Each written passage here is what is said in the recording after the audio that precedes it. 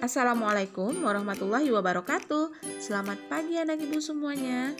Jumpa lagi dengan Ibu Hasmah dalam pembelajaran prakarya dengan materi teknologi konstruksi miniatur rumah.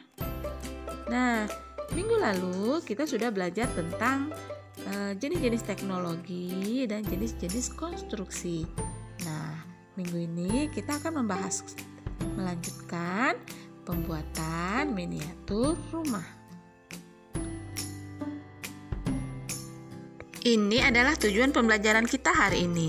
Diharapkan setelah pemutaran video ini nanti, anak ibu dapat mengenal bagian-bagian dasar sebuah rumah. Kemudian, anak ibu bisa mengidentifikasi bahan, alat, serta teknik pembuatan yang dapat digunakan untuk membuat sebuah konstruksi miniatur rumah. Dan yang ketiga, anak ibu bisa membuat sebuah konstruksi miniatur rumah dengan memperhatikan prosedur pembuatan dan keselamatan kerja. Baiklah, selanjutnya kita akan membahas bagian-bagian dasar rumah. Nah, rumah secara keseluruhan harus memiliki 3 bagian utama. Yang pertama itu adalah bagian bawah atau yang biasa kita sebut bagian dasarnya. Yang kedua adalah bagian tengah atau kalau di rumah itu bagian ruangan-ruangan. Ada pintu, ada jendela. Dan yang ketiga adalah bagian atas atau disebut penutup. Nah, 3 bagian utama ini harus dimiliki oleh setiap rumah. Nah, coba anak ibu bayangkan jika ada sebuah rumah tapi tidak ada atapnya. Ketika hujan, kita kehujanan, dan ketika panas, pasti kita akan kepanasan. Selanjutnya, kita akan membahas tentang bagian bawah dasar rumah. Nah, bagian ini terletak di bagian bawah atau disebut juga dengan lantai.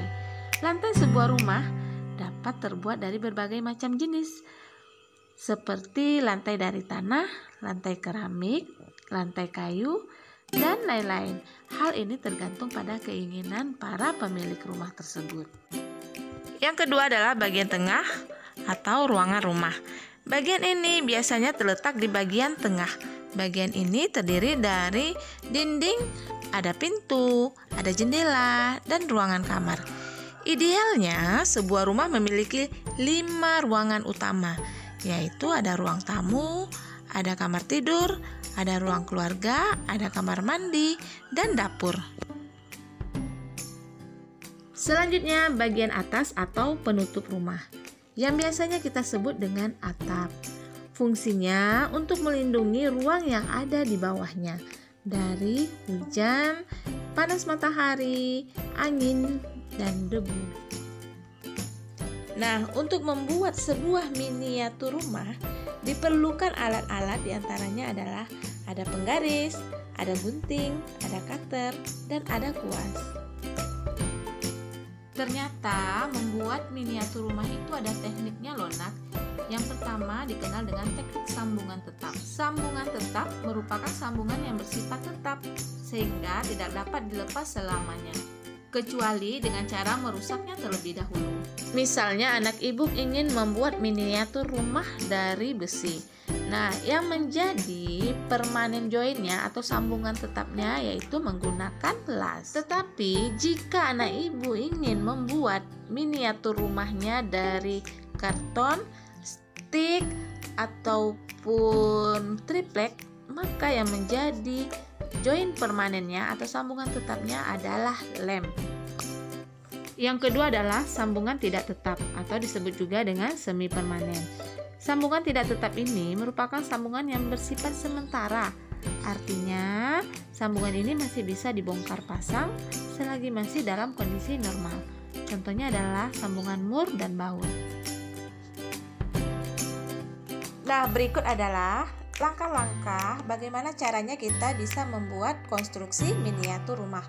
Yang pertama adalah anak ibu harus menyiapkan alat dan bahan. Berikut adalah alat-alat yang diperlukan untuk membuat miniatur rumah. Yang pertama, lem, ada ada gunting, penggaris, pisau cutter.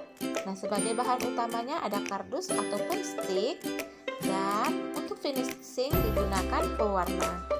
Setelah menyiapkan alat dan bahan, selanjutnya adalah membuat miniatur rumah berdasarkan rancangan yang sudah kita tentukan.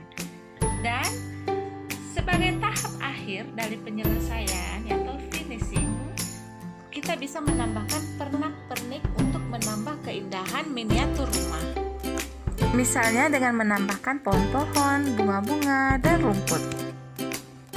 Demikianlah pembelajaran kita hari ini. Ibu ucapkan terima kasih atas perhatiannya. Assalamualaikum warahmatullahi wabarakatuh.